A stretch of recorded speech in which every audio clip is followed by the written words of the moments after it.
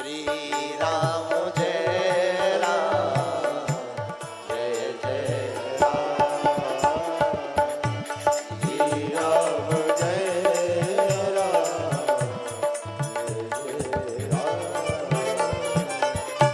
हमारे पूज्य ज्येष्ठ भ्राता श्री पधार गए हैं। राधे राधे राधे राधे।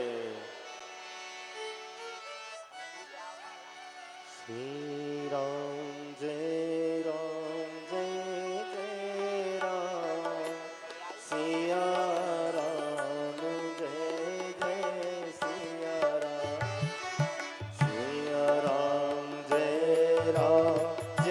जय राम, सिया राम जय जय सिया राम, सिया राम जय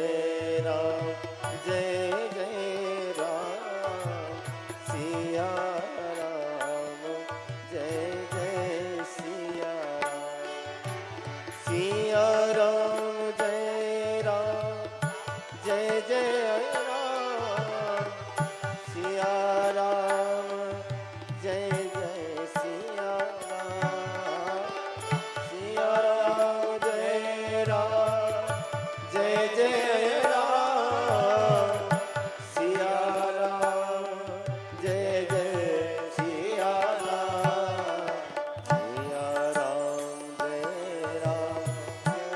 जय राम, सिया राम जय जय सिया राम, सिया राम जय जय राम, सिया राम जय जय सिया राम।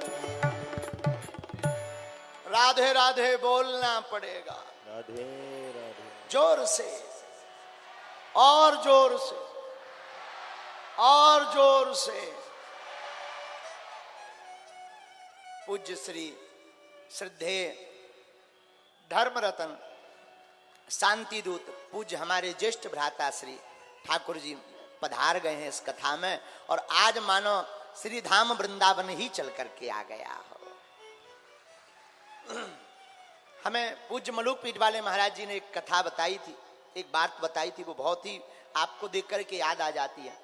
पूज्य श्री मलुक पीठ वाले महाराज जी कहते थे, वृंदावन के कोई भी एक ब्रजवासी तुम्हें स्वीकार कर ले या किसी भी ब्रजवासी तुमसे नाता जोड़ ले तो ये मान लेना साक्षात श्री ठाकुर जी ने तुमको स्वीकार कर लिया है। ये पूज्य महाराज जी की वाणी। तो हम तो हमारे जीवन में वैसे तो हम 6 भाई हैं, उन भाइयों में बड़े भाई हमारे ये हैं, और केवल वाणी में नहीं, मंच तक नहीं, हृदय से भी डांटने का अधिकार, डांट भी देते, समझा भी देते, लाड़ भी बहुत करते, प्यार भी बहुत करते, दुलार भी बहुत करते। सच बताएं हम बहुत भाग्यशाली हैं, आपके जैसा जो बड़ा भाई हमको प्राप्त हुआ है। श्री प्रियाकांत जो सरकार की और श्री बागेश्वर बालाजी, हम व्यासपीठ पर बैठकर यही प्रार्थना करते, काऊ की नजर ना लगे, और जो नजर लगावे वाले है उनकी ठटरी बढ़े हैं। हाँ, तो आज कथा में आप पधारे, कल भोपाल में ही आपकी कथा पूरी हुई, और एक और आपने दिव्य संकल्प इस भारत के लिए दिया। एक जमाना और आज एक ऐसा जमाना है, और एक समय ऐसा था जहां युवाओं बच्चे थिएटरों में जाकर के, डिस्को में जाकर ठुमका लगाते थे, लेकिन आपने एक ऐसी क्रांति, एक ऐसी लहर स्थापित की है कि अब युवा राधे राधे बोलकर श्रीधाम वृंदावन जा रहे हैं। आधे से ज्यादा बच्चे ऐसे बैठे होंगे जिन्होंने आपको देख करके कंठी माला और तिलक लगाना प्रारंभ किया। किन किन ने देखा ऐसा? हाथ उठा के बताओ। हाँ, बूढ़े भी उठा सकता, आप भी भूतपूर्व जवान ही हो। हाँ, बूढ़े भी। हाँ, अब जब आपके समय में जो युवान रहे होंगे वो अब बेचारे बूढ़े हो गए, तो अब भूतपूर्व जवान होंगे वो। तो आपने एक अद्भुत क्रांति फैलाई, और आपने कल एक बड़ा दिव्य संकल्प लिया। उस संकल्प की कल हम रात से अकेले में भी सराहना कर रहे हैं, भगवान से प्रार्थना कर रहे हैं। आपने संकल्प लिया कि जब तक कृष्ण जन्मभूमि भी अयोध्या की भांति नहीं सज जाएगी तब तक आप इस देश में जगह जगह आंदोलन करेंगे। कौन कौन इस, वैसे हम भी शामिल हैं इसमें, हम भी चाहते हैं कि अयोध्या तो सज गई, अब मथुरा बाकी है। ऐसे मानो अयोध्या तो झांकी थी, मथुरा बाकी है। कौन कौन है इस आंदोलन में तैयार? पक्का झूठ तो नहीं बोल रहे, मौदे की तो नहीं कर रहे हैं, बब्बा जो नहीं था टंगे हैं ऊपर, अब ही लफड़ा हो जाए। तो आज बड़ा ही सौभाग्य है। कल आपने कहा कि आप आओ पहले भोपाल, वहीं से फिर ये संकल्प लेते हैं। और भोपाल अपने मध्य प्रदेश की राजधानी राजा भोजपाल की नगरी से ही यह दिव्य संकल्प उठा है। और हमें भगवान पर भरोसा है, एक दिन ऐसा आएगा आपकी जीत होगी और भगवान कृष्ण का दिव्य मंदिर भी बनेगा। तो पूज्य श्री भी पधारे, हमारे एक भैया और विराजमान हैं बगल में, पूज्य श्री विजय भैया जी। आप श्री प्रियाकांत जी मंदिर शांति सेवा धाम के सब काल देखने वाले हैं। भगवान आपके ऊपर भी कृपा बनाए, ऐसी भगवान से हम प्रार्थना करते। अब आगे की कथा बढ़ाने के पहले हम पूज्य भैया से प्रार्थना करेंगे कि अपने आशीर्वचन और राधे राधे, हाँ, इसके बाद फिर आगे की कथा हम लोग करते हैं। बोलो वृंदावन बिहारी। अरे डेस्क का है, हाँ माइक, अच्छा खड़े हो जी।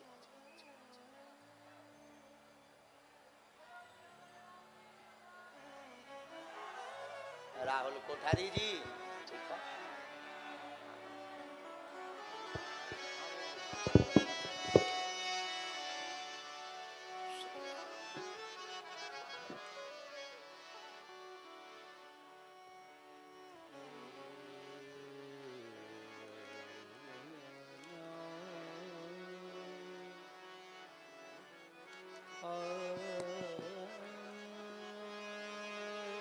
बोलिए बागेश्वर महाराज की जय, श्री बालाजी महाराज की, श्री सन्यासी बाबा की, साधु जी, साधु जी, राधे राधे।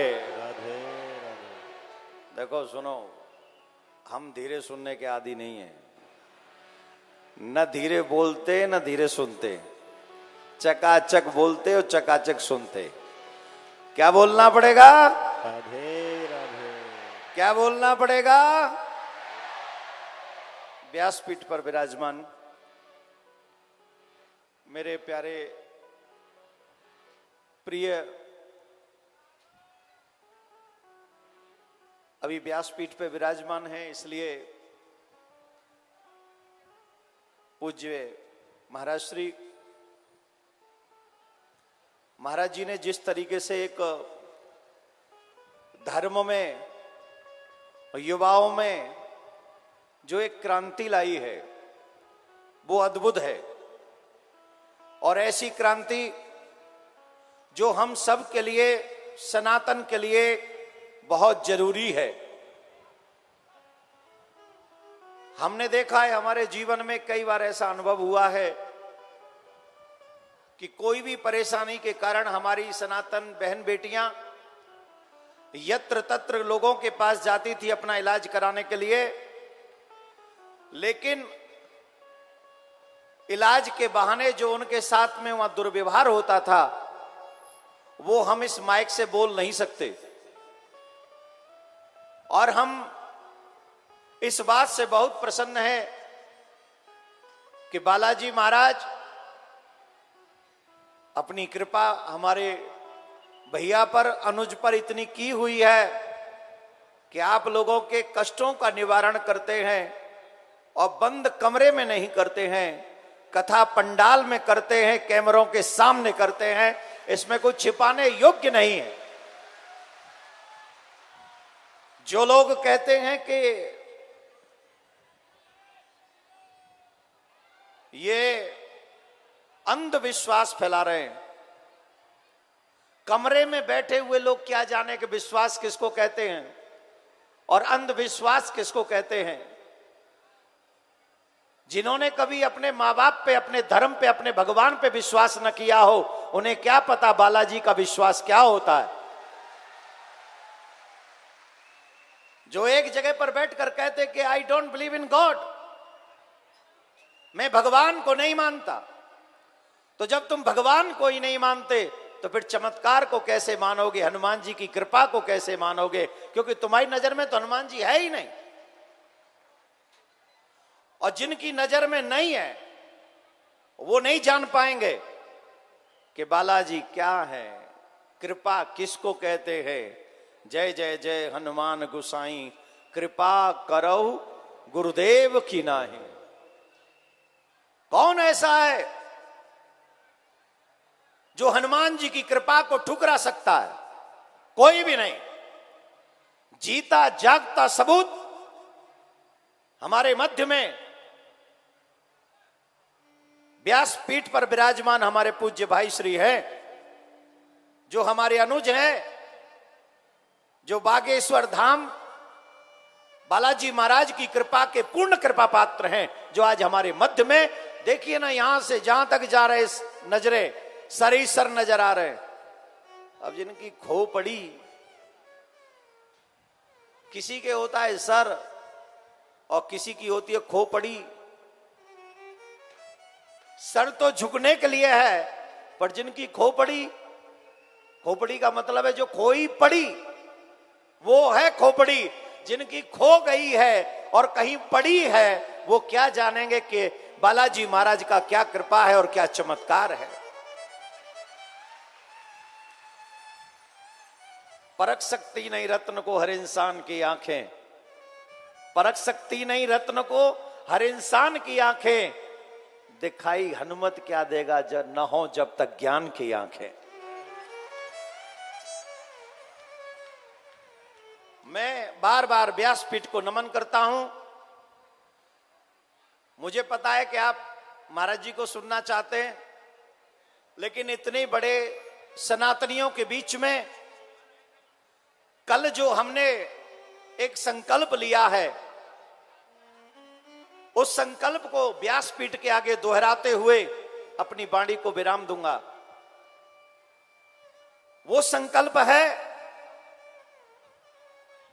कि जैसे भगवान श्री राम का मंदिर निर्माण हो रहा है कोर्ट के माध्यम से, जैसे भगवान श्री राम आजाद हो गए हैं, हम और आप सनातनियों को मिलकर एक ऐसा कार्य करना चाहिए जिससे अब हमारे भगवान श्री कृष्ण भी आजाद हो जाएं। मैं एक बात पूछना चाहूंगा, अगर हमारे घर का कोई सदस्य, हमारे घर का कोई सदस्य कारागार में कैद हो, क्या हमें रोटी अच्छी लगती है? क्या हमें कोई कपड़े नए पहनने का मन करता है? जवाब देते जाइएगा। सिर्फ कथा सुनने कोई हिंदू नहीं कहते। फेसबुक पे, व्हाट्सएप पे, सोशल साइट पे हिंदू बनना बंद करो। अगर हिंदू बनना है तो दिल से हिंदू बनो, और जब दिल से हिंदू बनोगे तो कृष्ण जन्मभूमि बनने से कोई नहीं रोक सकेगा। हमारी प्रॉब्लम ही है, टीवी पे हम हिंदू बनेंगे, फेसबुक पे हम हिंदू बनेंगे, सोशल साइट्स पे हम हिंदू बनेंगे, और घर में सुबह 12 बजे तक बिस्तर नहीं छोड़ेंगे, माथे पे तिलक नहीं लगाएंगे, गले में कंठी नहीं पहनेंगे, अपने माता पिता के पैर नहीं छुएंगे। इसलिए दिखावे के लिए नहीं, सच्चाई के लिए हिंदू बनना पड़ेगा, सनातनी बनना पड़ेगा, और अपनी आवाज जैसे और लोग उठाते संविधान के अनुसार, वैसे हमें भी अपनी आवाज उठानी पड़ेगी। जितने भी लोग यहां बैठे, एक बात समझ लीजिए, बिना रोए तो मां भी दूध नहीं पिलाती। याद रखना, अगर तुम मांगोगे नहीं तो तुम्हें कृष्ण नहीं मिलेंगे, कृष्ण भूमि नहीं मिलेगी, काशी नहीं मिलेगी। अगर मांगोगे तो जैसे राम मिल गए हैं वैसे कृष्ण भी मिल जाएंगे, इसमें कोई दो राय नहीं। इन 26 साल के कथाक्रम में भगवान ने मुझे बहुत दिया है। भारतवर्ष में, भारत के बाहर सनातनियों ने मुझे बहुत दिया है। इतना लाड़ प्यार, इतना दुलार, इतना अपनापन दिया है। मुझे लगता है कि मेरे बाद अगर इतना किसी को मिला है तो मेरे भाई को मिला है। और मैं चाहता हूं कि भगवान जितना मुझे मिला है आप लोगों का प्यार स्नेह उसके हजारों गुना मेरे भाई को और मिलता चला जाए। लेकिन आज मैं आपसे एक बात करने आया हूं। कल हमने ये संकल्प लिया है, एक राष्ट्रव्यापी आंदोलन करेंगे और एक ऐसा आंदोलन करेंगे कि 100 करोड़ हिंदुओं को यह पता चले कि हमारे कृष्ण अभी बंदी गृह में है। आप जानते हैं जहां पे गर्भगृह है, जहां भगवान का जन्म हुआ है, वहां कोई व्यक्ति दर्शन करने नहीं जा सकता। आपको मालूम है ये बात? उसके ऊपर गुम्मद बना हुआ है, वहां कोई दर्शन करने नहीं जा सकता। वहां मिलिट्री के हजारों लोग उस जगह की रक्षा करते, सुरक्षा करते। अगर आज मैं कह दूं ना यहां से कि कल मैं गर्भगृह के दर्शन करने जाऊंगा और वहां पूजा करूंगा, मैं दिल्ली एयरपोर्ट से निकलूंगा नहीं, उससे पहले चारों तरफ मेरे पुलिस होगी। तो बताओ जब मेरे भगवान की हालत हो तो तुम नए कपड़े कैसे पहन सकते हो? तुम भोजन कैसे चैन से कर सकते हो? जब मेरा भगवान अरेस्टिंग हो, मेरा कृष्ण सैनिकों के देख रेख में हो और हम लोग आराम से बैठकर रोटी खाएं।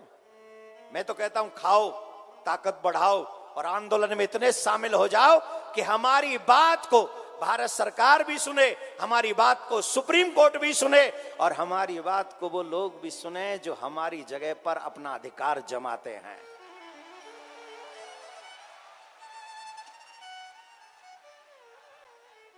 जोर से बोलना पड़ेगा, जो बोला करो जोर से बोला करो, धीरे मत बोला करो।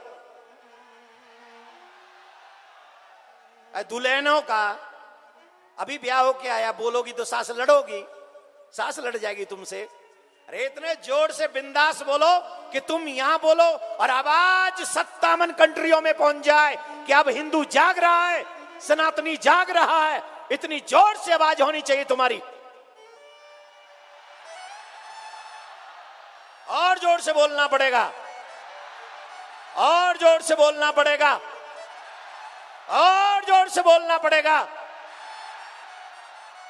अब बताइए कौन कौन उस राष्ट्रव्यापी आंदोलन में मेरा साथ देंगे, मेरे भाई का साथ देंगे? देखो मैं अलग नहीं हूं, भाई अलग नहीं, हम दोनों एक ही हैं। और अब एक नहीं है, एक और एक क्या है? तुम ही तुम हो तो क्या तुम हो, हम ही हम हैं तो क्या हम हैं। आनंद आएगा जब हम और तुम मिलेंगे और 11 हो जाएंगे और हम भाई मिलकर 11 हो गए हैं। और सच मानिए मैं आपको विश्वास दिलाता हूं, मैं तब तक चैन की नींद नहीं सोऊंगा जब तक अपने कन्हैया को उस कारागार से, एक कारागार वो थी जहां कंस ने बनाई थी, आज कारागार वो है जो कुछ दुष्ट प्रवृत्ति के लोगों ने आक्रमण करके मथुरा के ऊपर हमारे कृष्ण के मंदिर को तोड़कर हमारी सनातन धर्म की छवि को तोड़ने का काम किया था। जब तक उन्हें मुंह तोड़ जवाब नहीं दे देंगे, सच मानिए मैं चैन से नहीं बैठूंगा, चाहे उसके लिए कोई कीमत चुकानी पड़े।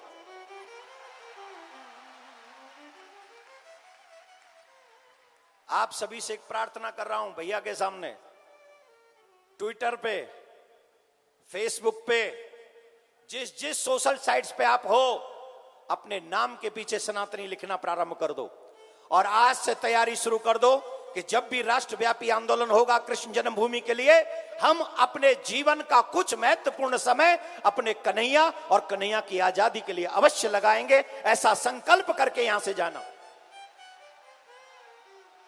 कौन कौन कर रहा है ये संकल्प कि हम उसमें समय देंगे अपना? जितने यहां बैठे सिर्फ इतने ही आ गए ना तो 57 कंट्री हिल जाएंगी कसम से। सिर्फ जितने यहां बैठे उतने ही आ जाएं। और मुझे पता है जिस दिन वो आंदोलन प्रारंभ होगा इतने नहीं आएंगे, इसके हजारों गुना आएंगे। मुझे मेरे कन्हैया के भक्तों पर विश्वास, हनुमान जी के भक्तों पर विश्वास है। हम लोग बालाजी महाराज की शरण में बैठे हैं। मुझे बता दीजिए हनुमान जी महाराज का काम क्या था? बताइए क्या काम था हनुमान जी का? रुक जाओ ए फोटोग्राफर, रुको। हमको बताओ हनुमान जी काम क्या करते थे? जब जब भगवान पर संकट आया तब तक संकट मोचन बनकर श्री हनुमान जी महाराज राम जी के जीवन में आए। लक्ष्मण जी को शक्ति लगी, संजीवनी कौन लाए? जोर से बोलो। सीता जी का हरण हुआ, पता करके कौन लाए? रावण अहंकारी हुआ तो लंका किसने जलाई? सुसैन वैद्य को लेकर कौन आया? जोर से बोलो। रावण को एक ही मुक्के में महाराज जी सुनाते हैं वो कथा। क्या डिग्री का महाराज जी? वो क्या डिग्री का था वो? हाँ वो वाला 160 डिग्री। अभी सुना दिया कि सुनाएंगे एक दिन? अभी नहीं सुनाया महाराज जी, सुनाना। वो एक दिन में सुनूंगा, मैं भी सुनूंगा, बता देना मैसेज करके कितने बजे वाला। वो कौन सी इतनी डिग्री का पता नहीं, 160 डिग्री बताते महाराज जी। ब्रह्मा जी को आके बताना पड़ा कि थोड़ा डिग्री कम करो। मैं अभी नहीं बोलूंगा, वो तो महाराज जी बताएंगे। इनका बताने का वो जब बुंदेलखंडी में बोलते हैं ना, वो डिग्री घटाते हैं। वो डिग्री घटाने का style I like it, I love it. Degree घटा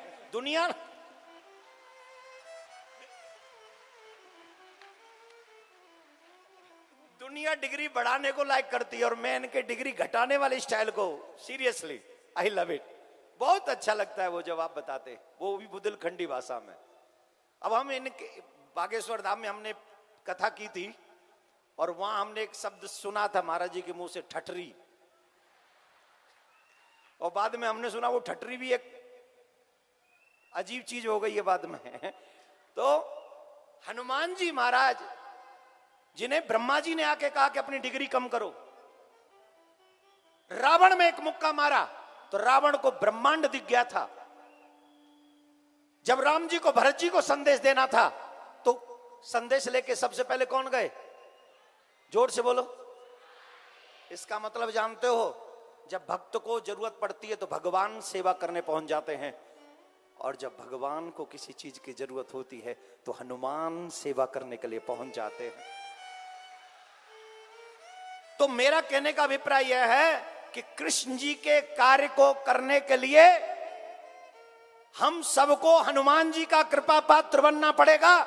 अर्जुन बनकर एक ऐसी लड़ाई लड़नी पड़ेगी जिस लड़ाई में हम अपने कृष्ण को आजाद कर सके, मुक्त कर सके, जो सबको मुक्ति देने वाला है। हम संसार के इन बंधनों में जो कुछ लोगों ने हमारे भगवान को बंदी बना रखा है, हमें इसमें कार्य अवश्य करना होगा। और याद रखना, दो दल होंगे, एक पांडवों का दल होगा और एक कौरवों का दल होगा।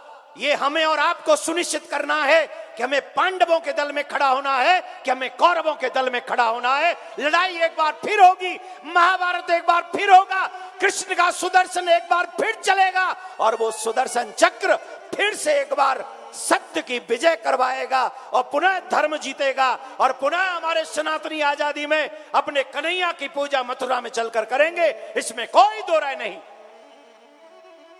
लेकिन ये तभी संभव होगा जब हम और आप एक स्वर में आवाज लगाएंगे, कृष्ण को आजादी के लिए एक राष्ट्रव्यापी आंदोलन चलाएंगे। और ये सब संभव है। आपसे एक बात कहकर अपनी वाणी को विश्राम दूंगा, न पद चाहता हूं न प्रतिष्ठान चाहता हूं, न पद चाहता हूं न प्रतिष्ठान चाहता हूं, जो सुरक्षित हो आने वाली पीढ़ी, मैं ऐसा हिंदुस्तान चाहता हूं, मैं ऐसा हिंदुस्तान चाहता हूं। व्यासपीठ को बार बार नमन। अधिक समय लिया उसके लिए व्यासपीठ से भी क्षमा और आप सब जनता जनार्दन से भी मैं क्षमा चाहता हूं। एक बार प्यार से बोलना पड़ेगा मेरे प्यारे। ना जी ना, आपको जोर से बोलना पड़ेगा और जोर से बोलना पड़ेगा। अब बैठ जाइए, ये मत करिए, आप शांति से बैठ जाइए, वहीं बैठ जाइए प्लीज। राधे राधे।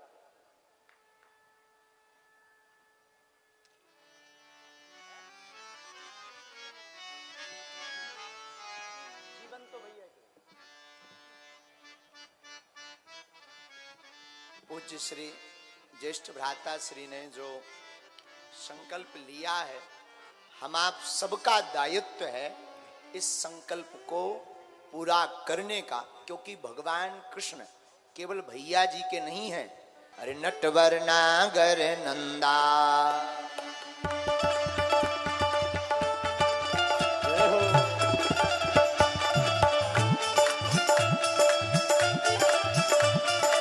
हरि बोल।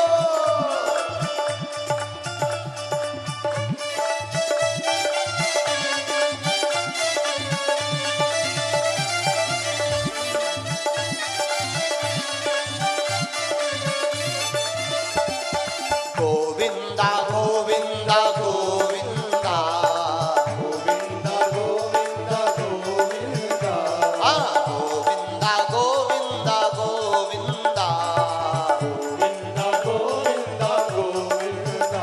दोनों हाथ उठा करके नटवर नागर नंदा,